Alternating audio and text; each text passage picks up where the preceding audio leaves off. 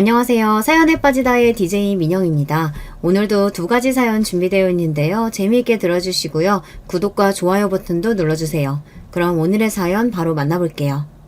안녕하세요. 저는 이혼하고 하루하루 다시 태어난 기분으로 살고 있는 40대 돌싱녀입니다. 이혼을 경험하신 분들이라면 누구라도 공감하시리라 생각합니다만 사람이 이혼까지 결심하는 게 결코 쉬운 일이 아니잖아요. 그런 만큼 누구보다 인생 풍파를 겪을 만큼 겪은 분들이 아마 돌싱분들이 아니실까 하는 생각이 드네요. 저 역시 이혼을 결심하기까지 정말이지 속이 썩어 문드러지는 줄 알았어요. 그래서 아무래도 그때부터 이 채널에 마음을 붙이게 된 게 아닐까 싶기도 하네요. 여기 사연을 보내시는 분들은 살면서 모진 일을 겪더라도 결국에는 슬기롭게 그 위기들을 다 이겨내고 성공하는 인생을 사시는 분들이니까요. 저도 여러분들 사연을 들으면서 얼마나 카타르시스를 느꼈는지 몰라요. 그래서 저는 망할 전 시댁 식구들 나락으로 보내고 강명 찾은 제 사연을 들려드릴까 해요. 저는 아들만 둘 있는 집에 막내 아들하고 결혼했어요. 결혼하기 전에 집에 하는 꼴을 보고 일찍 눈치를 챘어야 하는데 전 남편은 호구도 그런 호구가 따로 없었습니다. 전 남편은 거의 월급제로 제 본가에 갖다 바치고 있었어요. 데이트할 때 엄마한테 용돈을 받아야 한다는 전 남편 말에 얼마나 기함을 했는지 몰라요. 다 큰 성인이 집안에 빨대 꽂히는 줄도 모르고 월급 봉투채로 집에 뺏기고서는 제 여자친구한테 용돈 모자라서 데이트 못하겠다는 말을 하는 게 이게 말이 다 되는 일입니까? 하기야 저런 놈이 좋다고 결혼까지 한 제가 가장 말도 안 되는 인간이었겠네요. 어찌됐든 결혼 후에야 전 남편과 전 시댁 꼴을 제대로 알게 되었고 그 실체에 믿는 토끼에 발등 찍힌 꼴이 되었다 한들 이미 결혼했는데 이제 와 어쩌겠나 싶었어요. 곰곰이 생각해보면 결혼 전에 징조가 한두 개가 아니었는데 사랑에 눈멀었다는 이유로 그걸 깡그리 무시하고 그런 놈이랑 결혼했으니 제 발등 제가 찍은 거나 마찬가지다 싶었어요. 요새 결혼한 커플 중 한 커플은 이혼한다지만 그게 제 일이 되면 또 그렇게 쉬운 일이 아니잖아요. 저 역시 그때만 하더라도 이혼녀가 되는 게 시댁 식구들이랑 그 궁상을 떨며 사는 것보다 더 무섭게 느껴졌습니다. 그나마 다행인 게 결혼할 때 분가 약속만은 확실하게 받아뒀다는 점이에요. 처음에는 당연하게 제 부모랑 같이 살자는 말을 하는 전 남편 말에 기함을 했습니다. 우리 엄마랑 같이 살면 밥도 맛있게 잘해주실 거고 살림도 해주실 텐데 너도 좋지 않겠어? 지금 그걸 말이라고 해? 너한테야 밥 맛있게 해주고 살림해주는 엄마겠지. 나한테는 시어머니가 되실 텐데. 너 정말 내가 네 말대로 니네 엄마한테 밥 받아먹고 살림해달라고 하면 그건 또 싫을 거잖아. 너 보면 은근 역지사지가 안 되더라. 그러면 우리 엄마도 밥 맛있게 잘해주고 살림 잘해주니까 우리 엄마랑 같이 살자. 에이, 우리 엄마랑 장모님은 다르지. 그럼 나한테도 우리 엄마랑 시어머니는 다르지. 학과 얘기 한 번만 더 하면 너랑 결혼 없던 걸로 할 테니까 그렇게 알아. 전에 없이 단호한 제 태도에 결국 전 남편은 학과를 포기했습니다. 그때 학과가 아니라 결혼을 포기하게 만들었어야 하는 건데 그때는 제가 남편을 이겼다고 크나큰 착각을 하고 앞으로의 결혼 생활도 제 뜻대로 돌아가리라고 생각했죠. 사람이 이렇게 자기 일에는 한 치 앞도 내다보기가 어렵습니다, 여러분. 결혼하고 나서는 당연히 전 남편 월급 봉투부터 저희 공동 통장으로 돌리는 일부터 했습니다. 이 당연한 일에도 전 시어머니는 불만이 많은 듯 했습니다. 얘가 너랑 결혼하기 전까지는 돈 문제 가지고 불평불만 한 적이 단 한 번도 없었는데 너랑 결혼하자마자 이렇게 월급부터 쏙 빼가니 솔직히 내 입장에서는 야속하구나. 야속? 지금 이 상황에서 야속이 할 말입니까? 그렇게 아들 월급이 탐이 났으면 아예 며느리 볼 생각을 하지 말지 그러셨어요. 그랬으면 저도 좋고 나도 좋았을 거 아닙니까? 그래도 제 자식 총각으로 늙어 죽는 건 싫으신 모양이었나 봐요. 며느리라기보다는 그저 제 손주 낳아주고 당신 말씀에 토달지 않고 고분고분 살아주는 눈먼 여자 하나 드리고 싶으셨던 거죠. 세상에, 그럼 저희는 뭐 맞고 살아요, 어머니. 어머니 그렇게 말씀하시면 제가 다 야속하게 느껴져요. 저희도 입에 풀칠은 해야죠. 어머니가 저희 먹여 살려주실 건 아니잖아요. 저렇게 뻔뻔스러운 시어미를 상대하려면 눈치 없는 척 창피한 부분을 제대로 긁어주는 것 외에는 별다른 방법이 없었습니다. 저도 수치를 알면 제가 한 말이 창피한 거라는 것 정도는 알아채겠죠. 멍청한 전 남편은 제가 호구인 것도 모르고 그저 저희 엄마가 저를 아껴주는 줄로만 알고 있으니 저라도 저희 밥그릇은 확실하게 챙겨야 했습니다. 그동안은 계속 엄마가 관리해 주셨는데 결혼하고 당신이 그걸 도맡아 하니까 엄마 입장에서는 서운하실 수도 있지. 엄마한테 용돈이라도 드려서 마음도 좀 풀어드리고 그래. 그럼 네가 생활비 충당할 만큼 더 벌어오면 되겠다. 그치? 받아오는 돈은 한정되어 있는데 가정은 꾸리고 싶고 어머니 용돈도 드리고 싶고 그러면 더 버는 것 말고 방법이 없잖아. 우리 남편 힘내야겠네. 저 불리한 얘기를 할 때에만 눈치 없는 조동아리를 다무는 전 남편이었어요. 제 어머니 기분 맞춰줄 생각은 하며 제 마누라 속 뒤집히는 거에는 관심이 없는 건지 알고도 모르는 척 하는 건지 이놈도 유부남으로서는 한참 자격 미달인 놈이었어요. 그도 그럴 것이 하는 행동과는 달리 전 시어머니는 겉으로 제 막내 아들을 세상 둘도 없는 것처럼 아끼는 양 굴었습니다. 우리 태수 같은 효자가 또 없지. 엄마 생각해주는 건 우리 막내 아들 뿐이야. 내가 젊어서 그렇게 딸을 갖고 싶었는데 부처님이 또 아들 주신 대신에 딸같이 살가운 막내 아들 점지해 주신 거지. 내 맘 알아주는 건 너밖에 없다 태수야. 저 말뿐인 시어머니의 공치사에 매번 전 남편의 입이 멍청하게 해 벌어졌습니다. 그도 그럴만하죠. 저 말 한마디면 아무런 의심 없이 월급 봉투를 통째로 바치는 아들인데 뭐 전 시어머니 입장에서 효자는 효자였겠죠. 전 시어머니가 저런 말을 할 때마다 저는 속으로 혀를 찼어요. 하지만 전 남편은 뭐가 문제인지도 모르는 모양이었습니다. 자기도 알다시피 엄마가 우리 가족들 중에 워낙 나한테 의지를 많이 하잖아. 왜 안 그렇겠어. 엄마도 형 보면 마음이 갑갑하겠지. 난 엄마 이해해. 속 모르는 소리 하고 있네. 그거 다 당신 구슬리려고 하는 소리잖아. 어머님 말만 저렇게 하시고 결국 결정적인 순간에는 항상 아주버님 편인 거 정말 모르겠어? 몰라서 그러는 거야? 인정하기 싫은 거야? 왜 또 말을 그렇게 해? 가만 보면 당신은 은근히 엄마 얘기할 때 부정적으로 말하더라. 우리 엄마가 우리한테 얼마나 잘해주시는데. 그러면 전 시어머니가 그렇게 갑갑해하는 전 아주버님한테는 어떻게 대했느냐. 정말 제 막내 아들보다 미덥지 않게 생각했느냐고요. 뭐 그래 보이긴 했습니다. 적어도 겉으로 보이는 대화만 들었을 때는 말이죠. 아이고 태호가 엄마가 나물도 먹으라고 몇 번을 말해. 자꾸 고기만 먹고 그러니까 소화도 잘 못 시키고 자꾸 역류성 식도염 같은 거 생기지. 그러면서 시커멓게 커다란 성인 남자 밥그릇에 살뜰하게 나물 반찬을 덜어다 얹어주고 있는 꼬락서니를 보자면 정말이지 보는 사람 밥맛이 뚝 떨어질 정도였습니다. 전 시어머니는 40이 다 되어가는 제 장남을 꼭 4살짜리처럼 대하곤 했습니다. 아침부터 저녁까지 전 아주버님 뒷공무니를 졸졸 따라다니며 쉴 새 없이 뒤치다거리를 하는 전 시어머니의 모습을 보고 있자면 자식을 잘못 키워도 단단히 잘못 키우고 있다는 생각이 절로 들었어요. 그렇다면 제 어머니가 그렇게 저를 챙기는 것에 전 아주버님께서 고맙게 생각하느냐 하면 그건 또 절대 아니었죠. 아 엄마 귀찮게 따라다니지 말라니까. 코딱지만한 집구석에서 왜 이렇게 성가시게 따라부는 거야. 재수씨 보는데 창피하게 진짜. 저 보기 창피한 줄은 알면서 늙은 어미 손가게 만드는 자식이라는 데 대해서는 창피한 줄을 모르는 모양이었어요. 전 아주버님 말 맞다나 전 시어머니는 하루 종일 집안에서 제 큰아들 뒷공무니만 졸졸 따라다니며 온갖 참견을 다 해댔습니다. 그도 그럴 만한 것이 전 아주버님이 하루 종일 집에서 뒹굴대기만 하는 백수였거든요. 아주버님 말이야, 언제까지 저렇게 집에서 노시게 둘 거야? 어머님 아버님 연세가 적으신 것도 아니고 본인들 노후 준비하기도 빠듯하실 텐데 아주버님도 본인 앞가림은 하셔야 될 거 아니야. 형이 뭐 그럴 재주가 돼? 큰아들이라고 저렇게 집구석에만 박혀있는 꼴을 봐야 하는 엄마가 제일 안 됐지. 지금까지 저렇게 살았는데 뭐 할 줄 아는 게 있는 것도 아니고 뭐 어쩌겠어. 사람이 살던 대로 살아야지. 참 웃기는 게 전 남편은 항상 자기 형을 자기보다 못한 인간으로 취급하면서도 경제력이 없는 인간이니 당연히 저나 저희 엄마가 도와줘야 한다고 생각하는 것 같았습니다. 하기야 본인 모친에게 평생 들어온 소리가 그런 거니 귀 얇고 줏대없는 전 남편 입장에서는 그게 인생이 질리려니 착각 속에 평생을 살아온 거죠. 네 형 저렇게 1인분도 제대로 못하고 사는 걸 보면 내 속이 다 뒤집어지다 못해 제명에 못 살지 싶다. 그러니 어쩌겠니? 내가 저런 아들 녀석 만난 것도 네가 저런 형을 동생으로 태어난 것도 다 부처님 뜻이 아니겠어.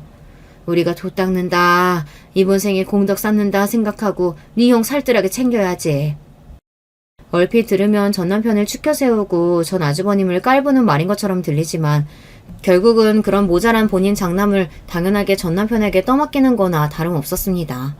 그런 말을 듣고도 본인 엄마가 믿는 건 장남이 아닌 자신이라고 생각하는 인간이었으니 이쯤 되면 전 남편에 대한 시어머니의 영향력은 거의 세뇌라고 해도 과언이 아니었습니다. 제 엄마가 대놓고 자기한테 빨대 꽂은 거나 마찬가지인 상황인데도 그게 가족 구성원으로서 능력을 인정받았다고 단단히 착각을 하고 사는 사람이었어요. 놀라운 것은 저 내세울 것이라고는 하나도 없는 전 아주버님도 결혼을 한 적이 있었다는 겁니다. 아니, 가장은커녕 본인 밥벌이도 못하는 양반한테 어느 눈먼 여자가 시집을 다 왔대. 결혼하기 몇 달 전인가 엄마가 하도 닥달해서 형이 잠깐 회사에 나간 적이 있었어. 엄마 지인 통해서 겨우겨우 마련한 자리였겠지. 그거나마 몇 달 못 다니고 때려치웠지만 말이 때려치운 거지 자기가 먼저 나오지 않았으면 얼마 안 돼서 쫓겨났을걸? 그러니까 결혼시키려고 다니지도 않던 회사를 급하게 밀어넣었다는 거야? 어머님도 참 너무하신다. 여자 입장에서는 사기 아니야. 여자도 어머님이 갖다 붙이셨다면서. 엄마도 오죽 답답하셨으면 그러셨겠어. 형이 워낙 정신을 못 차리니까 결혼이라도 해서 가정되면 정신을 차리려나 싶으셨겠지. 근데 자식 일이 뭐 부모 마음대로 돼. 그렇게 밀어넣어준 회사나마 성실하게 정신 차리고 잘 다녔으면 사람 구실했을 텐데 거의 결혼하자마자 그거마저 때려치웠으니 그걸 엄마가 더 어떻게 했겠어. 그래서 예전 동서가 결혼한 지 3개월도 안 돼서 이혼서선 건 거야? 그런 남편이랑 못 살겠다고? 몇 달 살지도 않았는데 동서는 무슨. 그 여자도 참 독해. 그래도 자기도 결혼 생각이 있으니까 우리 집안으로 들어온 거 아니야. 몇 년도 아니고 고작 몇 달 돈 안 벌어왔다고 남편을 그렇게 혼신짝처럼 버려? 요즘 여자들 진짜 무섭다니까. 나라도 버리고 도망간다 속으로 욕을 했습니다. 밖에 나가서는 저가 뭐 하나라도 손해볼까 싶어 눈에 쌍심지를 켜고 달려드는 인간이 왜 본인 본가 식구들 일만 끼어들면 저렇게 천지분간을 못할까 기가 막힐 노릇이었어요. 아니 생각을 좀 해보세요. 멀쩡히 회사 잘 다니는 인간인 줄 알았는데 정작 시집와서 보니 남편이란 작자는 태어나서 일이라는 걸 제대로 해본 적도 없는 인간이었어요. 그나마 몇 달 다니던 일은 저하고 결혼하려고 억지로 다녔던 거였고 제가 속아서 결혼하자마자 기다렸다는 듯이 회사를 때려치웠습니다. 거기다가 시댁도 죄다 한통속이고 작정하고 자기를 속여서 결혼을 한 인간들인데 그런 인간들과 어떻게 가족으로 같이 삽니까? 여자분이 온 식구가 전부 사기꾼이라고 집안을 품비박산 내지 않은 것만으로도 감사하고 살아야 할 인간들이 오히려 돈 못 버는 남편 버린 인간 쓰레기 취급을 했을 게 뻔합니다. 비록 잠깐의 눈속임으로 지뢰를 밟긴 했으나 그래도 현명하신 분인지 단기간에 빨리 이 집안을 벗어나셨구나 싶었어요. 얼굴 한번 본 적 없는 전 동서가 부디 이 거지 같은 집구석에서의 악몽 같았던 짧은 결혼 생활을 잊고 행복하게 사셨으면 하고 빌었습니다. 돈도 없는 양반이 결혼은 무슨 돈으로 했대? 무슨 돈은 거진 아버지 어머니 주머니에서 나온 거지. 아이고 아버지 어머니 주머니 같은 소리 하고 있네. 그게 정말 전 시부모님 주머니에서 나왔겠습니까? 그간 전 남편이 살뜰히 갖다 바친 월급 주머니에서 나왔겠죠. 도대체 누가 누굴 한심하게 생각하는 거예요. 저 보기에 제 집구석에서 가장 한심한 인간은 전 시어머니도 아니고 전 아주버님도 아니고 전 남편이었어요. 그걸 본인만 모르고 살았죠. 생각해보니 전 남편에 대해 그렇게 생각하면서도 어떻게 이혼만은 피해야 한다며 용을 쓰던 제가 제일 한심한 인간이었을지도 모르겠습니다. 그럼 이혼은? 누가 들어도 아주버님이 유책 배우자인 상황인데 위자료 물어줘야 했을 거 아니야. 형이야 먹고 죽으려고 해도 돈 없다고 배째라고 드러눴지만 엄마 입장에서 형이 길바닥에 나앉게 생겼는데 그냥 두실 수 있었겠어? 결국 엄마가 해주셨지 뭐. 네 돈이다 네 돈. 이야기를 들으면 들을수록 빨대가 꼽혀도 제대로 꼽혔구나 싶었어요. 제 못난 형 결혼도 시켜줘 이혼도 시켜줘. 그렇게 뜯겨놓고도 형은 못난 자식이고 저는 부모가 의지할 수 있는 잘난 자식이라고 철석같이 믿고 있는 꼴을 보면 저 정도면 이제 자기 합리화에 가까운 거 아닐까 싶더라고요. 그렇게 짧은 결혼 생활과 거의 동시에 끝난 전 아주버님의 짧은 경제활동은 그 이후로 쭉 멈춰져 있었습니다. 저 같으면 그 나이 먹도록 부모 집에 얹혀 살면서 돈 한 푼 없이 빌빌대고 있으면 민망하고 자존심이 상해서라도 알바 자리라도 알아봤을 것 같은데 전 아주버님은 꼭 수치심이라고는 없는 사람 같았어요. 한 번은 저한테 대놓고 이런 소리까지 하더라니까요. 재수씨 보기에는 저 사는 게 한심해 보일지도 모르겠지만 저도 저 나름대로의 고충이 있습니다. 저희 엄마 얼마나 별나게 구시는지 재수지도 아시죠? 사람을 아침부터 저녁까지 졸졸 쫓아다니면서 못사게 구는데 그걸 어느 누가 감당합니까? 제가 아니라 태수한테도 그랬다고 생각해보세요. 그놈 그거 한 달도 안 돼서 그냥 미쳐버렸을 거예요. 나나 되니까 여태까지 엄마 유난을 이만큼이나 버틴 거죠. 그렇다고 제가 힘이 들지 않는 건 아니지만요. 어떻게 보면 다른 식구들이 나한테 고마워해야 돼. 본인이 그렇게 산다고 생각해봐. 나한테 푸니까 그나마 다른 사람들은 멀쩡하게 살 수 있는 거예요. 어린 재수복이 겸연쩍어 하는 소리가 아니라 그게 정말 진실이라고 철석같이 믿고 하는 얘기인 것 같았어요.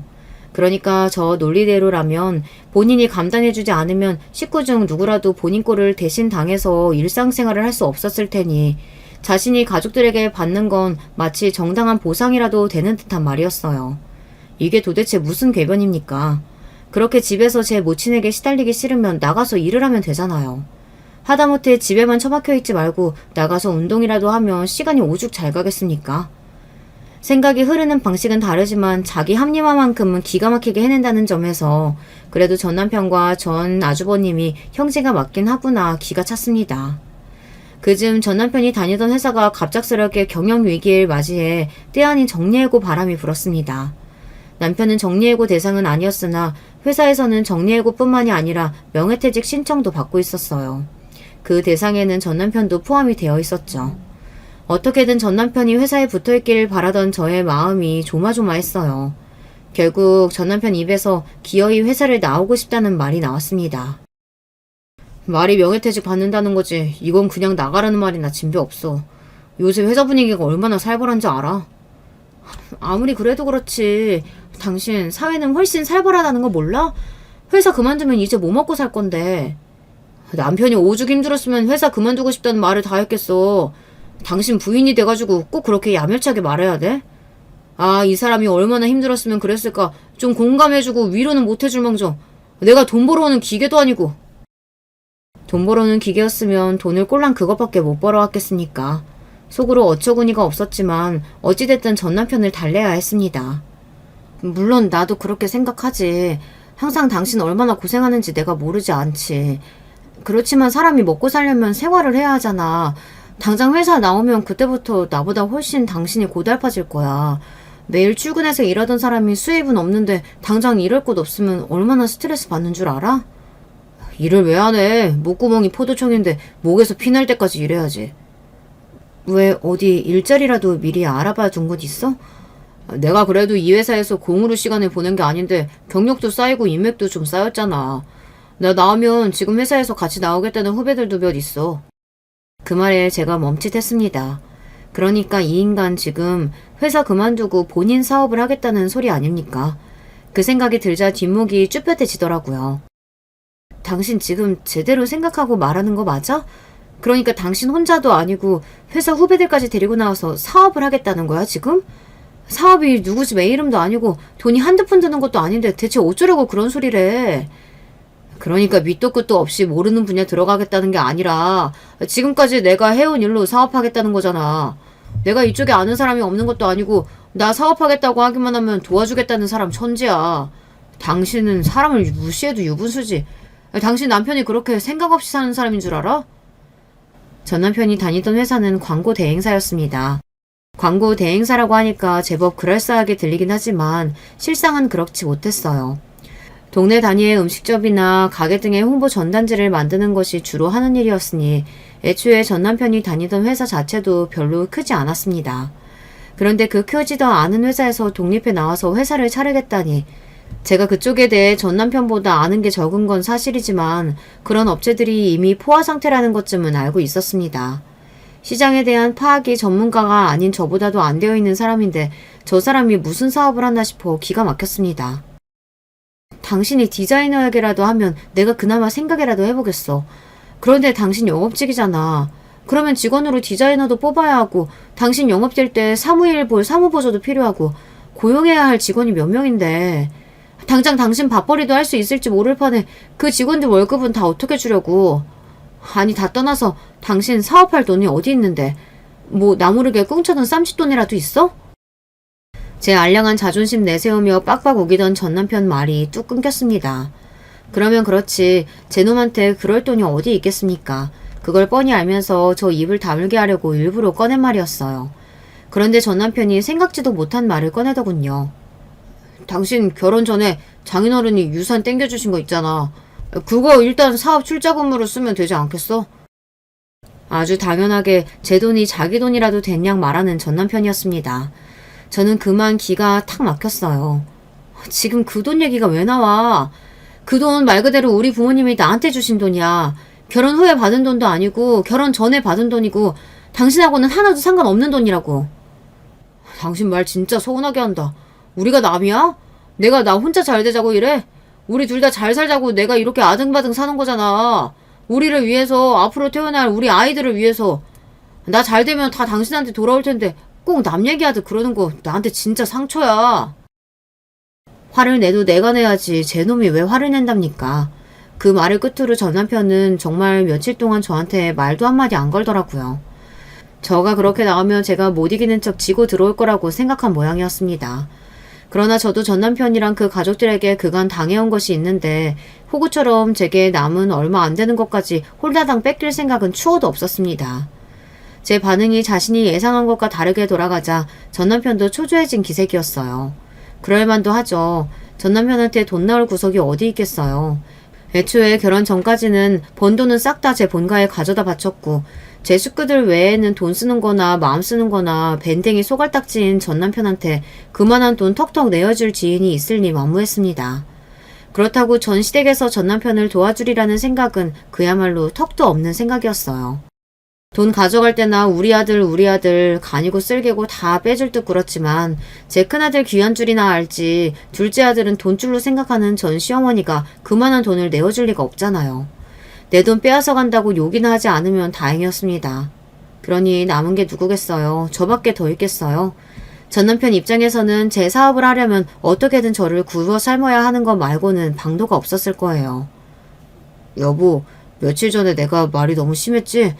내가 요즘 회사에서 퇴사 압박이 너무 심해서 말을 제대로 가리질 못했나 봐. 내가 자기 아니면 또 누가 있어. 난 항상 우리 둘이 같이 잘 살 생각뿐인데 자기가 그걸 몰라주니까 너무 내가 서운했나 봐. 나 정말 준비 많이 했어. 절대로 당신 고생시키지 않을 테니까 처음에만 나 좀 도와주라. 응? 여보. 씨알도 안 먹힐 말이긴 했지만 평생 제 엄마와 형한테 뜯어먹혀 놓고 막상 도움 필요할 때는 어느 누구 하나 손 벌릴 곳이 없는 전 남편 인생이 딱하게 느껴졌습니다. 지금 와서 생각해보면 전 남편 딱해 할 시간에 나나 딱해 했으면 속이라도 덜 뒤집혀졌을 것을. 그래도 그때까지는 저런 것도 남편이라고 어떻게든 잘 고쳐서 끝까지 잘 살아보고 싶었어요. 마음이 반쯤 넘어가면서도 한 번 더 슬쩍 떠봤습니다. 그래도 어머님께 운이라도 한번 띄워보지. 그간 당신이 집에다 해준 게 얼만데 어머님도 아예 모르는 척 하시면 안 되는 거 아니야? 그게 다 언제적 돈인데. 나 결혼하고 나서는 다 당신이 관리했잖아. 그간 형 앞으로 들어간 돈도 적지 않은데 본인들 노후 준비나 제대로 하셨으면 다행이지. 들으나 마나한 소리에 한숨이 푹 나왔습니다. 취직해서 10년 넘게 일하고도 손에 쥔 게 아무것도 없어 마누라한테 아쉬운 소리나 하는 남편이라니요. 이런 인간을 믿고 정말 평생을 보내도 괜찮을지 회의감이 들었으나 전 남편 말대로 이혼하지 않은 이상은 그 인간과 저는 운명 공동체잖아요. 결국 저는 내키지 않는 마음으로 전 남편에게 회사를 창업할 사무실을 하나 얻어주었어요. 여보, 정말 고마워. 진짜 자기밖에 없어. 지금은 사무실 한 칸에서 시작하지만 나 이거 정말 크게 키워서 당신한테 꼭 사모님 소리 듣게 해줄 거야. 고마워요, 여보. 택도 없는 소리라는 건 그 말을 들을 때에도 알고 있었으나 그럼에도 좋아서 날뛰는 전 남편을 보니 기분은 나쁘지 않았습니다. 잘 되는 것까지는 바라지도 않을 테니 부디 말아먹지만 말아라 속으로 빌면서 말이죠. 너한테 이런 데 얻어줄 돈이 다 있는지 몰랐네. 우리 아들이 복도 많구나. 우리 태욱이도 이렇게 사무실 턱 내어줄 여자 하나 만나 살면 얼마나 좋을까. 아휴, 우리 딱 하나 아들. 제 둘째 아들 개업식에 와서까지 본인 큰아들이 애처로워 어쩔 줄을 모르시는 전 시어머니 꼴을 보는 게 눈꼴 시려웠지만 좋은 날 덩달아 분위기 망치기 싫어 꾹 눌러 참았습니다. 그간 저가 쪽쪽 빨아먹은 아들님이 사무실을 오픈한다는데 화환도 아까워서 작은 꽃다발로 퉁치려드는 전 시어머니를 보며 같은 손가락인데 왜 저 사람만 저리도 안 아픈 손가락인 건지 다시금 짠해졌어요. 그러고 나서 한동안은 회사 자리 잡느라 눈꽃을 새 없이 바빠진 전 남편은 얼굴 보기도 힘들어졌습니다. 처음 사업한다고 했을 때는 저 철딱선이 없는 인간을 도대체 어찌해야 하나 한숨이 나올 지경이었는데, 그래도 저도 회사까지 그만두고 제 사업을 시작할 때 저 나름대로는 다부진 각오를 한 모양이었어요. 자정이 다 되어서야 집에 돌아오는 전 남편 얼굴은 하루가 다르게 말라가고 있었어요.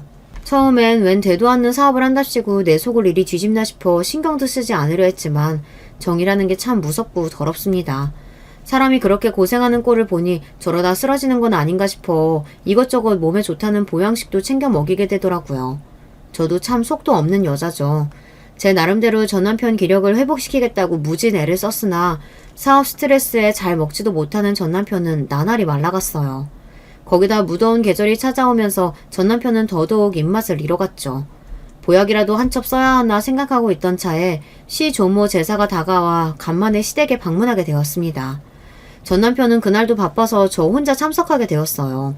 그렇게 허리도 못 펴고 실컷 제사 음식을 하고 제사가 끝나기를 기다려 온 가족 상을 다 봐주고 겨우 저도 한술 뜨렸는데 전 시어머니가 또 전 아주버님 얼굴을 쓰다듬고 있더라고요. 밥상머리에서 밥맛 떨어지게 또 저러고 있다 싶으면서도 저도 적응의 동물인지 이제는 그러려니 하고 숟가락을 입에 집어넣는데 전 시어머니가 그러더군요. 올해 더위가 유난해서 그런가? 애 얼굴이 너무 안 좋다. 그러니까 잠깐이라도 밖에 나가 햇볕도 좀 쏘이고 그러라니까. 더워 죽겠는데 나가긴 어딜 나가. 익숙하게 제 얼굴을 쓰다듬는 모친 손길을 쳐내며 전 아주버님이 퉁명스레 대꾸했어요. 그 다음에 전 시어머니로부터 이어진 말 때문에 저는 그만 밥 먹는 것도 잊고 말았어요. 안 되겠다. 내일 당장 나랑 같이 한의원 가서 진맥 받고 약 한 참 맞추자. 너 여름에 체력 떨어지는 거 우습게 생각하면 안 돼. 얼굴이 안 좋기는 무슨. 집에 뒤집어져서 해주는 밥 편히 받아먹으며 잘 움직이지도 않아서 못 본 새 살이 더 찐 전 아주버님이었어요. 보약은커녕 지금 들고 있는 밥숟가락도 뺐고 당장 체육관에 보내도 모자랄 지경이었습니다. 그런데 제 전 남편은 어떤가요? 당장 제 둘째 아들은 사업 한번 살려보겠다고 이 시간까지 제사밥도 못 얻어먹으러 오는 판이었습니다. 저 소리를 듣는데 제가 다 서러워서 가슴속에서 뭔가가 울컥 올라오는 기분이더라고요. 저는 숟가락을 탁 내려놓고는 전 시어머니에게 말했습니다. 어머니, 정말 해도 해도 너무하시네요. 태주 씨는 아직 퇴근도 못해서 여기 밥 먹으러도 못 왔어요. 요즘 그 사람 살이 얼마나 빠졌는지 아세요? 보기 딱할 정도예요. 제가 몸에 좋다는 거 아무리 챙겨 먹어도 얼굴이 돌아오질 않아요. 몇 년 같이 산 저도 이렇게 사람이 짠한데 어머니 막내 아들은 안 불쌍하세요? 제가 답지 않게 소리를 버럭 지르자 시댁 식구들이 전부 놀라서 쳐다보더군요. 늘 방관하는 입장이었던 전 시아버지도 며느리 타박에 창피했던지 평소와 달리 말을 못했습니다. 그래, 그 새아가 듣는데 너무 태우기 편만 들고 그러지 말어. 태수도 우리 귀한 아들인데 새아가가 들으면 얼마나 마음이 안 좋겠어? 아니, 당연히 나한테야 둘 다 귀한 아들이지. 그치만 태수는 네 말 맞다나 이렇게 저를 챙겨주고 살 빠진다고 보양식 해다 바치는 부인도 있잖니. 근데 얘한테는 나 말고 누가 또 있어. 그래서 내가 그러는 거지. 내가 얘 더 예뻐하고 우리 태수 안 예뻐해서 그러는 거 절대 아니다. 너 그거 정말 오해하면 안 돼? 오해는 무슨. 황급하게 제게 변명을 하면서도 끝까지 전 남편에게 보약 한 첩 쥐어주겠다는 말은 하지 않는 전 시어머니였습니다. 그런 전 시어머니의 태도에 저는 빈정이 상할 대로 상해서 밥도 더 먹지 못하고 그만 집으로 돌아와 버렸어요. 제사를 마치고도 저보다 더 늦게 돌아온 전 남편이 그렇게 불쌍해 보일 수가 없었습니다. 본가는 잘 다녀왔어? 몰라. 제 큰아들만 아는 양반들 뭘 잘 보고 왔겠어. 속이 상해서 불어 더 삐딱하게 구는 저를 보며 전 남편이 타박했습니다. 당신 진짜 그러지 말라니까. 노인네리들이 오죽이나 마음 둘 곳이 없으면 그러겠어. 당신이 우리 집 하나뿐인 며느리인데 그럴수록 더 기분 맞춰드려야지. 그래봤자 결국 엄마가 믿는 건 나 하나뿐이야. 불쌍하게 생각했던 마음이 싹 가시는 소리였습니다. 그래요. 제 주제에 누가 누굴 불쌍해합니까? 그저 제 인생이 가장 불쌍하죠. 다음날 웬일로 전 시어머니가 돈 문제도 아닌데 먼저 연락을 해오셨어요. 시시보고 그렇게 큰 소리를 낸 적이 없던 며느리가 피운 소란에 영 마음이 쓰인 모양이었어요. 예, 그러지 말고 나가서 맛있는 것도 좀 먹고 마음 좀 풀자. 우리가 어디 하루 이틀 볼 사이도 아니고 가족인데 오래 꿍해 있으면 서로 안 좋잖아. 꼭 제가 별것도 아닌 일로 일방적으로 토라져 있다는 듯 말하는 투가 마음에 들지 않았으나 어차피 계속 얼굴 보려면 길게 끌어좋을 것 없다는 말만큼은 저도 동의했기에 전 시어머니의 제안을 수락했습니다. 제 기분이 빨리 풀리지 않으면 결국 본인 손해라고 생각하셨는지 무려 저희 집까지 픽업까지 오셨어요. 전 아주버님이 무거운 몸을 이끌고 손수 운전까지 해서 오셨더라고요. 제가 차에 타자 곧 저희 동네 주변의 외곽으로 빠지기 시작했어요. 그 지역에는 오랜만에 지나가는 거였기에 전에 횡했던 곳들에 새 아파트가 줄지어 세워져 있더라고요. 이쪽에 대규모 아파트 단지 들어선다는 얘긴 들었는데 여긴 줄은 몰랐네요. 이쪽이 앞으로 뜬다고 그러던데. 얘는 그건 여기보다 좀 더 서쪽으로 가야 해. 그리고 여긴 별로 메리트 없어. 여기 서남 쪽으로 아파트 단지 완공된 쪽이 앞으로 5년 안에 2배까지 뛴다고 하니까 그쪽이 알짜배기지. 어머님 부동산에 별로 관심 없으신 것 같더니 저보다 더 잘하시네요. 아파트 정보 알아봤자 배만 아프지 먹고 죽어도 쓸 돈도 없으니 해당 사항이 없다며 제 앞에서 늘 노래를 부르듯 하던 전 시어머니였기에 저도 모르게 한 말이었습니다. 하기야 둘째 아들 등골을 쪽쪽 빨아 연명한 집안에서 쓸 일이 없는 정보가 맞기는 했죠. 그런데 무심코 한 말에 전 시어머니가 눈에 띄게 당황하더군요. 뭔가 감이 좋지 않았습니다. 왜요? 이제 부동산에 관심이 좀 생기셨어요? 얘는 관심은 무슨 내가 그런 거 안다고 뭐 쓸 데가 있는 것도 아니고 그냥 주변 여자들이 하는 소리나 좀 주워들은 거지 뭐. 황급히 말을 얼버무리는 꼴이 또 무슨 작당을 하고 있나 싶었으나 가뜩이나 분란을 일으켜 만든 자리인데 거기에 피곤한 일을 더 얹고 싶지 않아 그만 입을 다물었습니다. 그때 좀 더 추궁을 했더라면 그렇게 세게 뒤통수 맞는 일은 없었을까 싶긴 하지만 뭐 결과가 크게 달라지지 않았을 것 같기도 합니다. 그렇게 먹는 둥 마는 둥 하는 식사 자리를 대충 마무리하고 감정의 골을 해결하지 못한 채 일단 겉으로만 감정을 수습한 것처럼 보였습니다. 그 와중에도 전 남편은 여러 사업을 일으켜보겠다고 제 딴엔 갖은 용을 썼어요. 하지만 결과는 영 신통치 못했어요. 애초에 진짜 레드오션인 분야 아닙니까? 그런 분야에 신성 기업으로 뛰어들었다면 물량 공세라도 해야 승산이 있을 텐데 저희가 그럴 돈은 또 어디 있나요? 사실 예정된 수순이긴 했습니다만 그걸 어떻게든 살려보겠다고 애쓰는 전 남편이 딱해 보였죠. 그런데 5년 만에 일찍 들어온 전 남편이 생각지도 못한 소리를 꺼냈습니다. 당신 우리 부모님이랑 같이 사는 거 어떻게 생각해? 그게 무슨 소리야? 나랑 결혼할 때 약속했던 거 잊었어? 너무 그렇게 화만 내지 말고. 화를 내는 게 아니라 당신 하는 말이 너무 황당하니까 그렇지. 애초에 나랑 결혼하면서 약속한 거 중에 지켜진 게 그거 달랑 하나인데 그걸 걸고 넘어지니 내가 흥분을 안 하게 생겼어? 그리고 아주버님이랑 잘 지내고 계신데 갑자기 무슨 합가 얘기야. 그 말에 대번 전 남편 표정이 부르퉁해졌습니다. 그러니까 말이야. 형은 이때까지 부모님이랑 실컷 살았잖아. 나도 자식인데 부모님 정 좀 받으면서 좀 편하게 살 수도 있는 거 아니야? 제 놈만 편하게 받는 제 부모님 정이겠죠. 한동안 불쌍하게 굴어서 잊고 있었는데 원래 이렇게 제 속을 뒤집는 놈이었습니다. 안 돼. 난 분명히 말했어. 절대 안 돼. 저 이야기를 들어보지도 않고 안방문을 쾅 닫고 들어갔습니다. 누가 말려 죽일 일 있습니까? 지금 이렇게 떨어져 사는데도 화병 안 걸리는 게 용할 지경이었어요. 다시 한번 저런 개소리 짓거렸다가는 정말로 가만두지 않으리라 결심했습니다. 그렇게 냉전 속에서 며칠이 더 지나고 저는 시댁 행사 때문에 내키지 않는 발걸음을 하게 되었어요. 얼마 전 제사 때의 분란에 며칠 전 전 남편의 턱도 없는 소리까지 시댁에 가고 싶지 않은 마음이 만만이었으나 제가 그 집 며느리인 이상 할 도리는 해야 했죠. 그렇게 조금이라도 늦게 가고 싶어 느릿느릿 걷고 있는데 시댁 근처에 전 시어머니와 친분이 있는 부동산 사장님이 저를 알아보시고는 아른 체를 하셨어요. 아이고 새댁 시댁 가나 보네. 얘기한 부동산 대장은 잘 정리했으니까 어머님께도 그렇게 전해줘요. 부동산 대장이요? 무슨 부동산 대장 말씀이세요? 왜? 그대 큰아들 앞으로 넘겨달라고 했던 거 있잖아요. 그거 다 마무리했으니 조만간 서류 가지러 오라고. 이게 도대체 무슨 말입니까? 먹고 죽으려도 없다는 소리를 입에 달고 사는 시댁인데 무슨 부동산이 있고 또 그걸 누구 앞으로 넘긴다는 거예요. 그 소리를 듣는데 온갖 불길한 가정이 저를 덮쳐오는 것 같아 숨이 턱 막히는 것 같았어요. 그 집에 그간 돈 나올 구석이라곤 전 남편뿐이었는데 결혼 후에는 월급은 제가 다 관리했다 해도 저 모르게 상여금이나 보너스 같은 건 여전히 시댁에 가져다 날랐을 걸 알면서도 모른 척 해줬던 저였습니다. 그 집에 뭔가 꿈쳐둔 게 있다면 출처는 제 남편이라는 소리입니다. 뒤늦게 아차 싶어 저를 막아서는 부동산 사장님을 뒤로하고 저는 시댁 대문을 쳐부술 기세로 시댁에 쳐들어갔습니다. 너 할 일이 얼마나 많은데 이제야 와? 어머님, 아주버님한테 부동산 넘기셨다는 말 도대체 무슨 말이에요? 날카롭게 따져보는 제 목소리에 시댁 식구들이 일제히 굳어버렸습니다. 전 시아버지는 늘 그렇듯 자리를 피하고 전 아주버님도 제 눈총을 슬쩍 피하더군요. 그럼 남은 사람은 전 시어머니 뿐이죠. 너 그 얘기 어디서 들었어? 이 입산 옆에 내가 애한테 아파트 해준 거 그걸 너한테 홀라당 풀었어? 그러니까 제 큰아들한테 부동산을 넘긴 건 맞다는 소리였습니다. 저는 사람이 혈압이 치솟으면 정말 정신이 혼미해진다는 걸 그때 처음 알았어요. 어머니, 정말 해도 너무한 거 아니세요?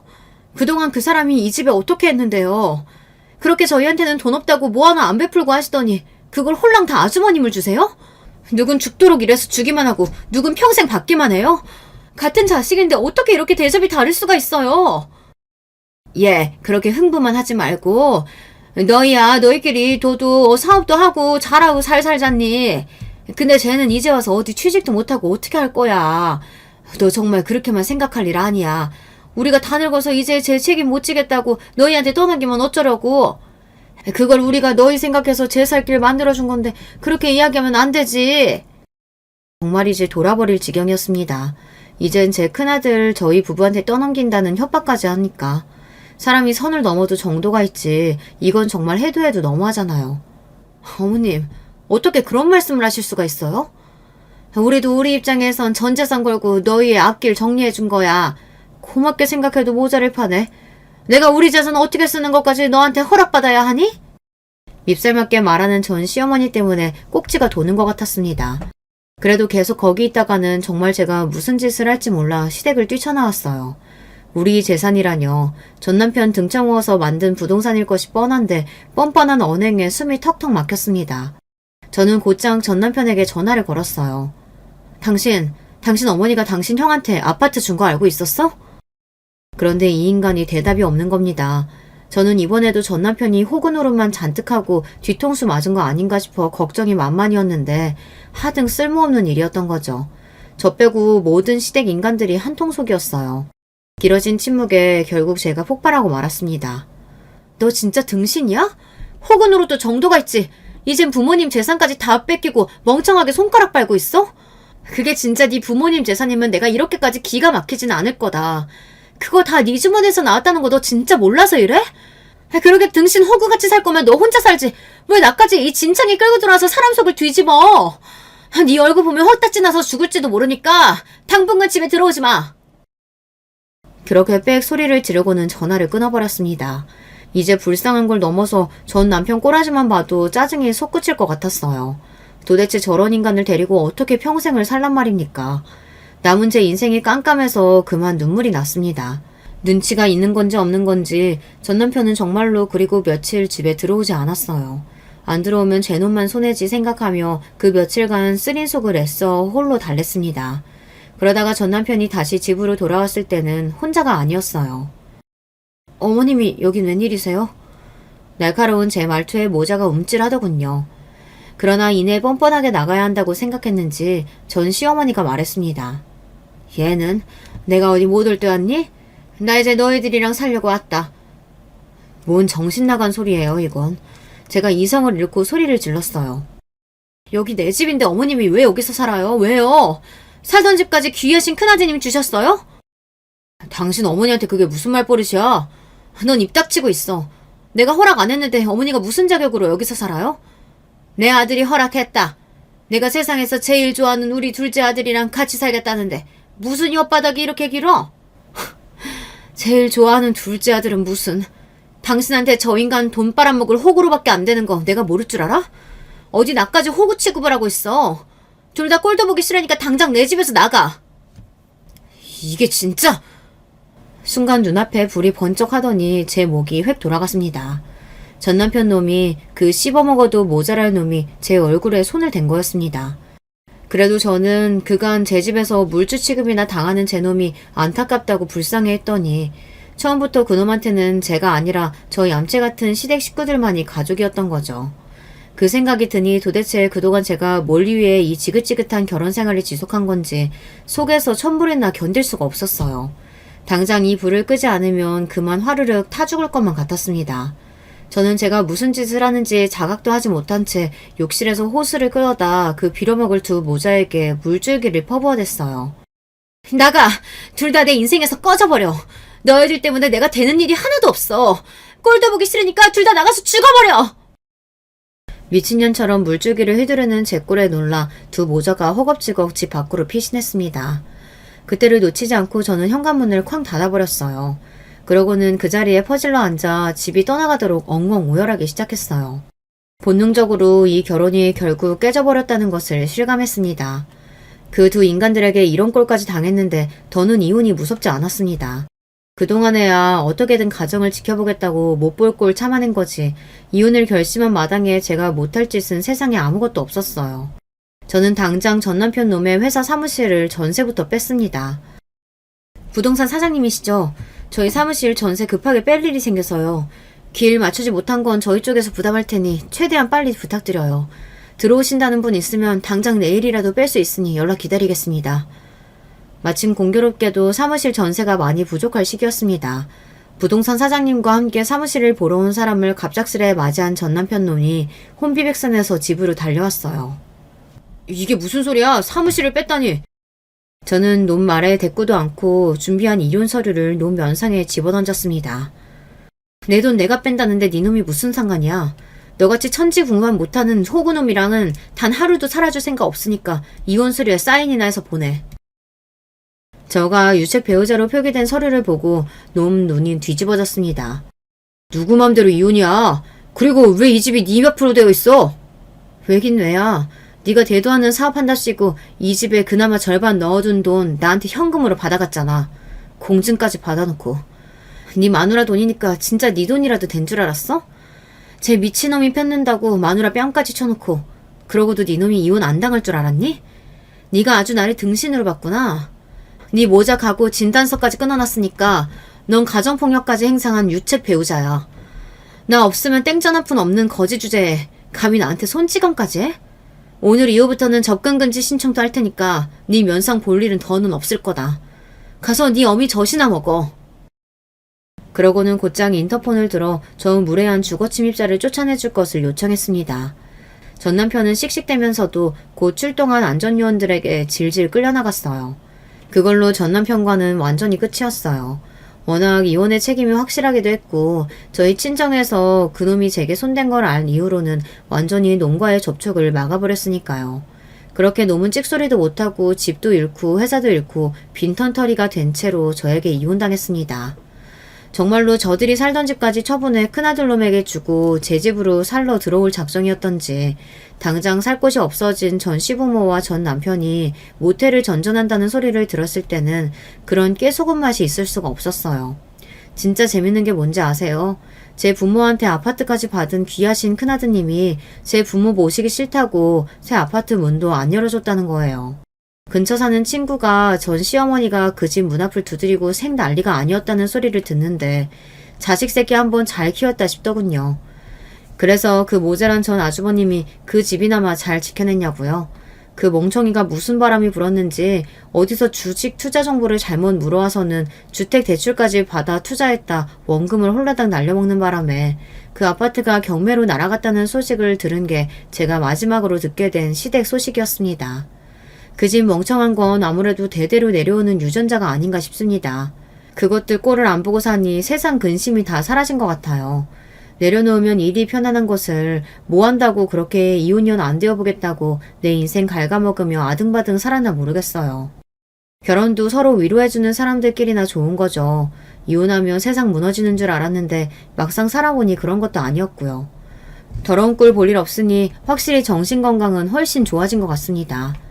제 지긋지긋한 전남편과 전 시댁 탈출기는 이쯤에서 마무리할게요. 제 다이나믹한 결혼 이야기 끝까지 들어주셔서 감사합니다. 안녕하세요. 저는 지금 강원도에 살고 있는 노인네입니다. 어찌어찌 살다 보니 벌써 나이가 70을 훌쩍 넘게 먹었네요. 정말 한 거 없이 나이만 먹은 기분입니다. 얼마 전 개인적으로 정말 안 좋은, 하지만 나중에 화근을 제거한 듯한 일이 있었어서 한번 이야기를 해보고 싶었습니다. 제 나이가 된 분들은 아마 자식들이 가장 큰 걱정일 거예요. 누구나 그렇죠. 다 내 속으로 낳은 자식이라지만 절대 다 같은 자식이 아니랍니다. 어떤 애는 정말 내 생각만 하면서 어떻게든 잘 모시려고 하고, 어떤 애는 내 돈을 긁어갈 생각만 하죠. 아니, 돈만 긁어가면 다행이게요. 부모를 아예 갖다 버리려고 들기도 하잖아요. 지금 생각해도 화가 나면서 서글퍼지기도 하는 일입니다. 저는 20 남짓 아주 예쁘던 시절에 결혼해서 아들을 둘 낳았어요. 3살 터울이었는데 둘 다 지금은 나이가 많죠. 그중 장남은 애가 정말 착했어요. 원래 공부도 아주 잘하고 굉장히 영리한 애였는데 저희가 사정이 아주 어려워서 공부를 길게 못 시켜서 한이 되었던 아이였죠. 저희 신랑이 둘째 애를 낳고서 겨우 1년도 되지 않아서 세상을 떠났거든요. 신랑은 저보다 겨우 4살 많았는데 정말 너무 아까운 나이에 가버린 거였죠. 원래 배 타는 어부였는데 그날도 고기 잡으러 배 띄었다가 풍랑에 휘말려서 돌아오지 못했어요. 정말 그때 생각하면 얼마나 울었는지 아마 상상도 못하실 거예요.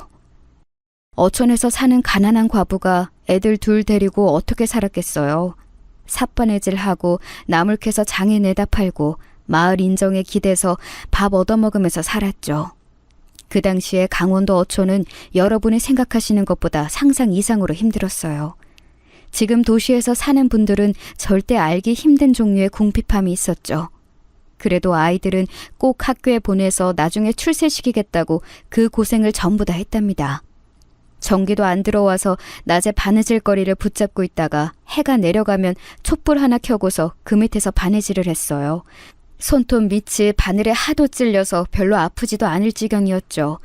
배 굽는 것도 예사였고요. 그래도 애들 밥은 굶기지 않으려고 이웃집에서 밥 얻어가지고 오면 한 공기 반 되는 것을 애들을 반갈라 주었어요. 그럼 장남은 꼭 저한테 물었죠.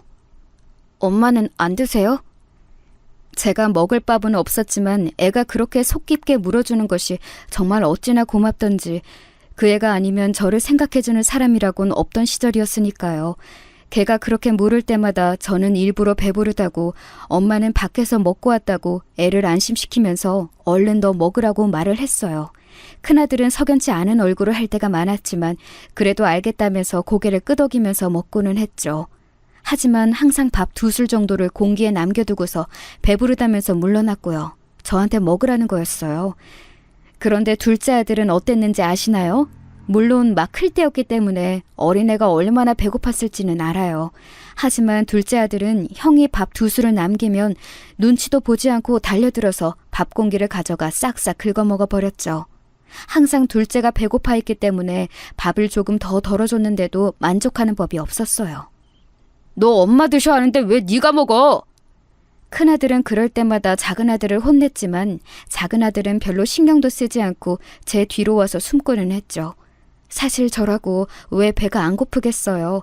게다가 큰아들이 저한테 신경 써주는 것 그 자체가 얼마나 고마운지 잘 알기 때문에 큰아들이 화내는 것도 이해할 수 있었죠. 하지만 그렇다고 해도 작은아들이 그 성장기에 배를 골무며 자라나는 게 전적으로 제 탓이었기 때문에 애한테 화를 낼 수는 없었어요. 그래서 항상 큰아들을 말리면서 작은아들을 제 뒤로 숨기고서 괜찮다고 다독여줬죠. 그럴 때마다 작은아들은 제 뒤에서 큰아들한테 꿀밥 먹은 것을 서러워하고는 했어요. 사실 지금 와서 생각해도 이해는 할 수 있어요. 작은아들이라고 해서 어릴 때부터 특별히 욕심이 많은 건 아니었거든요. 다만 식탐이 좀 많았고 애가 성격이 약간 모자란 정도였어요. 그것도 큰아들에 비해서 그랬던 거지 보통 평범한 남자애들 같았거든요. 활발하고 잘 먹고 적당히 욕심 부리고 그래서 작은아들을 탓할 수도 없었던 시절이었죠. 그래도 우리 아들들은 잘 자라나서 제 기대를 저버리지 않고 자기 몫을 하는 성인으로 자라줬어요.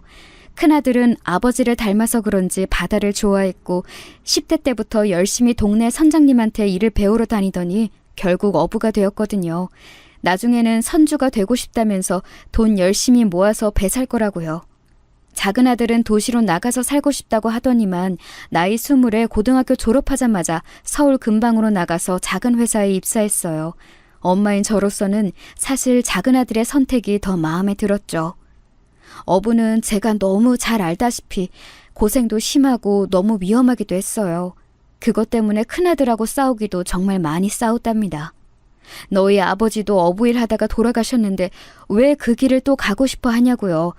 그런데 그렇게 말 잘 듣고 착하던 큰아들이 그 문제에 있어서는 제 말을 안 들어주더라고요. 얼마나 속이 상했는지 몰라요.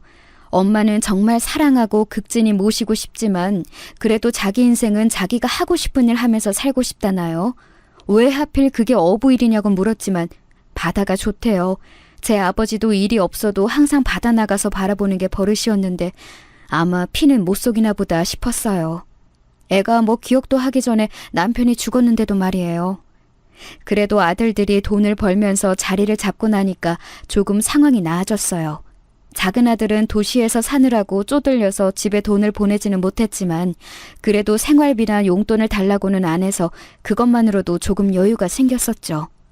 큰아들은 배를 타면서 선장님한테 돈을 받았는데 작은 배이긴 했지만 그래도 선장님이 워낙 너그러우신 분이라서 돈이 부족하지 않게 주고는 해주셨어요. 얼마나 고맙던지요. 엄마, 이제는 좀 쉬세요. 제가 버는 돈만으로도 우리 식구 밥은 먹고 살 수 있잖아요. 면목이 없어서 어쩌니. 엄마, 여기저기 너무 아픈 곳 많아서 이제 좀 쉬셔야죠. 큰아들은 안타까운 얼굴을 하고서 그렇게 말하고는 했어요. 사실 뭐 먹고는 살아도 그렇게까지 여유로운 것은 아니라서 제가 일을 그만두는 것은 조금 망설여지기는 했었죠. 너희들 장가도 보내려면 한 미천은 마련해둬야지. 어떻게 내가 일 그만하고 쉴 수가 있겠니? 마음이 불편하지. 제가 그렇게 말하면서 웃으니까 큰아들이 그러대요. 엄마, 괜찮아요. 전 결혼 안 할 거니까요. 결혼을 안 해? 무슨 소리는 그게? 전 그냥 평생 엄마 모시고 살 거예요. 그게 좋아요. 20 조금 넘은 큰아들이 그런 소리를 하는데 제가 억장이 다 무너지더군요. 저를 편하게 해주겠다는 말은 너무 고마웠지만 아들이 결혼을 안 한다는데 놀라지 않을 부모가 어디 있겠어요. 저는 그래도 아직 어리니까 그런 소리를 하겠거니 하고서 그 후로도 계속 아들한테 어디 좋은 아가씨 없냐, 너 결혼 빨리 해서 손주를 보는 게 엄마 생각하고 효도하는 거다 하면서 은근하게 계속 결혼하기를 바라는 눈치를 줬어요. 하지만 큰아들은 조금도 결혼 생각이 없더군요. 반대로 작은 아들은 결혼을 하려고 아주 젊을 때부터 성화였어요.